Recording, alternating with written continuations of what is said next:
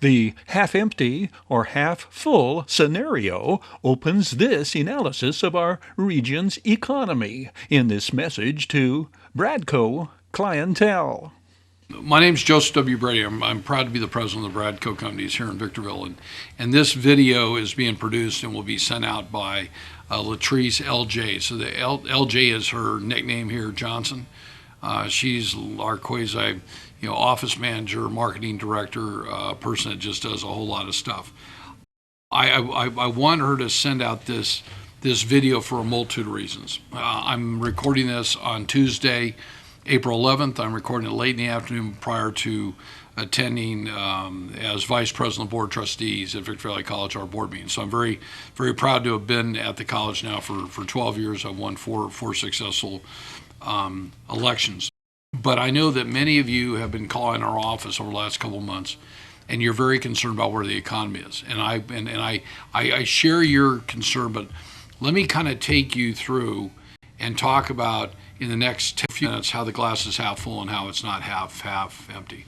So the high desert, or what we call the high desert, the cities of Adelanto, Apple Valley, Barstow, Hesperia, and Victorville, comprise the high desert, and we now call it the Mojave River Valley. So there's a high desert in the Antelope Valley, there's one over in Joshua Tree, there's a high desert up in Oregon, there's a high desert in Arizona. So a group of business people, including the renowned managing member of Terra Verde, who's developing the Silverwood project, John O'Hadian, and us have come together, and we're renaming it the Mojave River Valley. So everything we print, our letterhead now has that. So I want to take you on a little trip to help you understand that, yes, gas prices are going to go on up to probably, I see it in Southern California, probably reaching $5.50 a gallon during the summer. I think we've had very poor national energy policies since we've had our new president, and now that the Saudis have come on in. It has a huge impact not only in our market here, but most of the people that work here leave to go somewhere else. So we have about 90,000 people a day that risk their lives to go down below to put food on the table. We have probably, I would say, another 10,000 that go anywhere from the Marine Corps Logistics Base in Barstow to Fort Irwin to Edwards Air Force Base to the Antelope Valley working at Plant 42. So you have a lot of people that gas prices have a huge impact. Interest rates are up. I think the feds are going to have to adjust 2 more times, and then hopefully that will slow inflation down. But I don't believe that inflation tarries at 6 or 8%. I mean, the thing I've used as an example is Deb likes a good filet. And the one thing we work hard for is to travel and to eat well. And the fillets that we used to buy in restaurants, good restaurants, were running $45, okay, for a nice 8 ounce. Today they're $60. That's not the last time I checked. That's not a 8% increase. That's more, that's more like a 20% increase. So you've got the inflationary factors, you've got gas prices, you've got interest rates, and you've got people somewhat nervous. I mean, what happened with Silicon Valley Bank? Okay, what happened with First Republic? So let me share with you as clients a little secret. Some people know about it and not. We were under an NDA, a non-disclosure agreement, with a company called Marcus, M-A-R-C-U-S, Millichap, M-I-L-L-I-C-H-A-P. Marcus Millichap is a publicly held commercial real estate investment company. They are very, very successful in what they do. So they compete with CBRE, CB Richard Ellis, and Jones Lang LaSalle, and Colliers, and NAI. But they are way up there. They do some significant numbers. I was approached 5 months ago from a 20-year friend of mine, Mario Alvarez, who had left Newmark to become the regional manager for Marcus and Millichap out of Ontario and to grow the Coachella Valley and the high desert. He called me on up. He said, let's have lunch. And it was an easy deal to say, I want to regrow Bradco to where it was before, but I want to regrow it better than it was before. So for some of you that have not seen this, from the period of probably 1999 to 2007, we were the dominating force here in the high desert region. We were the number one company year after year. We set sales records. In 2005, in a little office down on 7th Street at 15028 7th Street with no windows, we did $150 million in sales. We created $5 million in fee that year. So it's not that we don't know what we're doing. We don't have to be the same size that we used to be. So some of our competitors will say, well, Brady's not the same size, or Brady's building a house in Prescott, Arizona. Yes, I'm building a custom home in Prescott, Arizona. I've worked for it. I want to have a second home, but I'm not going anywhere. The reason that we were going to do the Marks and Millichap was to allow us to grow and train. I'm not very good about going out and whining and dining agents to come to work here. I did that years ago. That's not what I want to do. So that deal was fortunately and unfortunately, I think it was fortunate that 4 weeks ago Monday, Mario Alvarez and Adam Christenhoff called. We were doing our weekly call. We were literally down to all the details had been worked out. We were looking for office space. Our office lease had been up here at 12138 Industrial Boulevard. And they notified me that Marks & Millichap had put all their acquisitions across the country that Monday morning on hold. That was the Monday following the Silicon Valley bank debacle. Not surprised. We're still going to do a deal somewhere. In the next month, we will be moving sometime probably in mid-May. So we've been at 12138 Industrial Boulevard, Suite 250, for 13 years. And it's time to move. Our landlord wants to expand into that. We're moving down the street to 12402 Industrial Boulevard, Suite B6. Our mailing address will still remain the same. P.O. Box 2710, Victorville, California, 92393-2710. But I want to address you as clients, because one, we not only appreciate your business, but sometimes things get lost in the emails. So 3 great things are happening on up here right now that I think are kind of a game changer long term. The Silverwood project, which used to be called Rancho Los Flores, was entitled as Rancho Los Flores and then re-entitled under the name Tapestry, is now called Silverwood. That project is controlled and managed by a company called DMB Development. DMB Development is the largest master plan community developer in the country. They started 60 years ago when they developed Mission Viejo. They're led locally by John Ohanian. John's with a company called Terra Verde in a partnership, and so they've worked out their structure. They've brought the equity in the deal. They're building for cash right now. It's a 9,633 acre project. It has 15,633 dwelling units that are approved. They broke ground in February of 2022. They have moved 10 million cubic yards of dirt so far in the preparation of their first 1,987 lots. That's about half the size of Spring Valley, where I live. They hope to have the model complex open by May or June of 2024. They have 6 national builders that they have selected to have 6 different products, and it will be by far the nicest master plan community anywhere in Southern California that there is. So I'm excited for future generations. It's over off of Ranchero Road. It's right at Avenue I. There'll be 3 ways to get out. There'll be Ranchero direct to I-15. It's about an 8-mile jaunt, or you'll be able to take Santa Fe down to 138, or you'll be able to take Summit. You'll be able to take Silverwood Parkway through their project down to 138.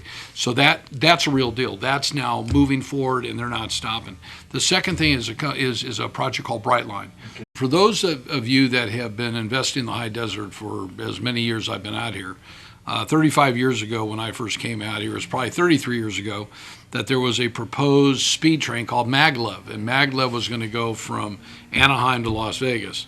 I don't know how it was going to get there because Burlington Northern owned the railroad. Well, many deals since then, from Express West to the Marnell brothers to, Terry, we were interviewed 15 years ago to do the acquisition for the guys that own the M Hotel, the Marnell brothers in Vegas. But so the new deal is called Brightline, and Brightline brought out a company called Express West, and that is a real deal.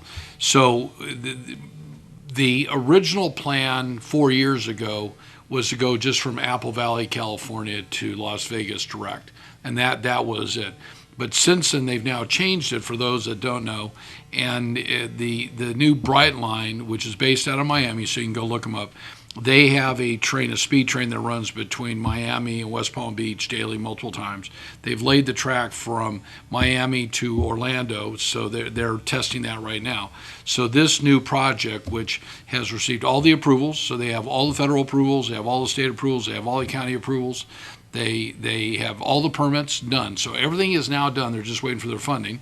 They just filled out their application, sent to the Biden administration for a sizable grant. The project is estimated to be an $8 to $10 billion project. It's estimated to create 30 to 40,000 construction jobs. I believe personally that it will hopefully be funded this year, and they will start by the end of the year. It's a design build, so it's a rather extensive project for anybody to take on. And the train will actually run through the center median. So outside of it will start or embark. So it either starts in Vegas and works its way to Apple Valley, and then Apple Valley to Hesperia, where in Hesperia, so the Apple Valley stop is at the southeast corner of Dale Evans and I-15. They have a 264-acre site there. And then it goes back to Hesperia, where they have a site that Caltrans controls right at the V of where 395 comes together with I-15.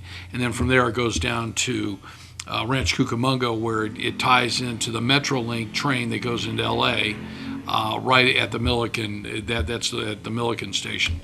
So they've recently have signed. They've got a commitment for what they call the high-speed rail corridor with all the different unions. We just got this today, Terry, so I was really excited. So Brightline's great about keeping us apprised, and Ben and Greta. The project will create 1,000 permanent jobs. I think it's a game changer. I think it's a game changer for the Mojave River Valley. I think it's a game changer for those people that want to be able to buy an affordable home up here, be able to raise their family if they want to work down below. Also, there's four great things up here. Southern California Logistics Airport that used to be George Air Force Base was initially developed after it closed by Dougal Egan and his partner, Chris Downey. They sold their interest. They sold 3.4 million square feet of Class A LEED certified buildings in November of 2021 to Ken Shear and Mark Milikovich with Covington Capital. And with that, Prologis, who is the largest industrial developer in the world, so they control 1.2 billion, not million, billion square feet of space in 19 countries, and they have 6,000 corporate clients.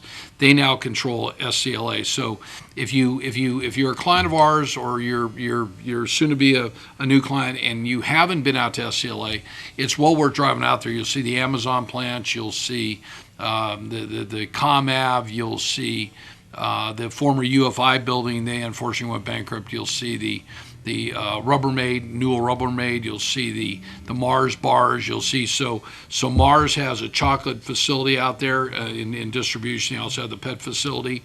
It's really exciting. So that is huge, and they've still got another probably 40 million feet that they can build out there.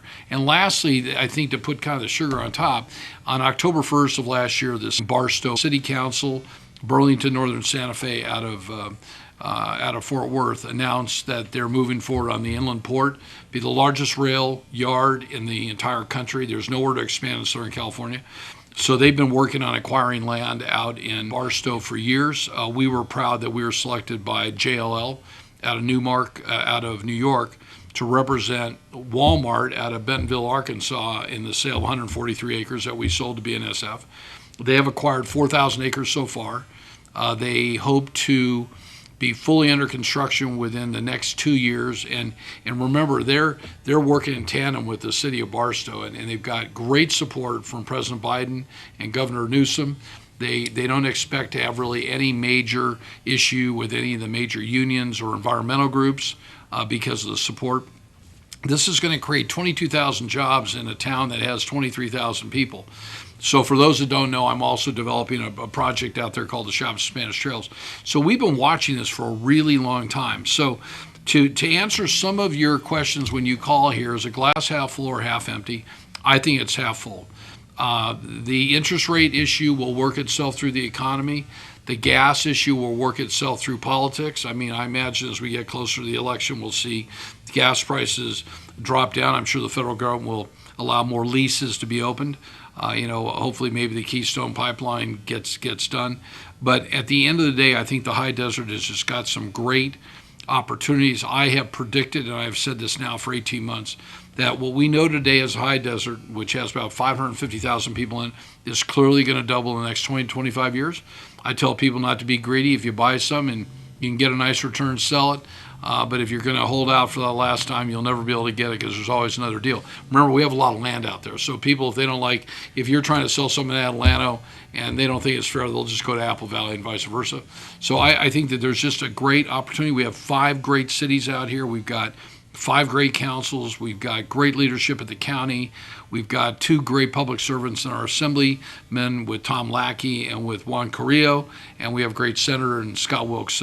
And we have a great congressman in Jay Obernolte. So we've got all the ingredients together, and I think we've got a great educational venue at Victor Valley Community College. So if any of you have any questions from time to time, let me know. I would also ask you as clients of our firm, especially now that the market seems to be slowing down, I don't anticipate that my competitors are going to spend anywhere near what we are in marketing. If you could just save up once a quarter, just set aside any mail you get. I don't care who it's from about your property, about these syndicators, I'll buy your property for this, or a brochure from a broker. I'd like you to send it to me. Just send it to Joseph W. Brady, P.O. Box, the Bradco Company's P.O. Box 2710. I would greatly appreciate it because I'd like to see what you're receiving. That gives me an idea of what's going on in the marketplace. So with that, summer's right around the corner. Spring is here. Today it's 83 degrees. It's absolutely gorgeous here in the high desert, Mojave River Valley. So I want to thank you for taking some time to listen to this. If you ever have any questions, feel free to give me a call. I'm at 760-951-5111, extension 101. My email, I'm going to ask Terry to put it on there. I will be out of town on a little vacation with my wife. I do emails every single day, 365 days a year. I will be out from, I think, the 22nd and through May 4th. And then we are moving our office. So that will take place in the middle of May. So if there's a couple days that you can't get a hold of us, you can still give me a call. Text me at 760-954-4567. We'll get back to you. Thanks very much.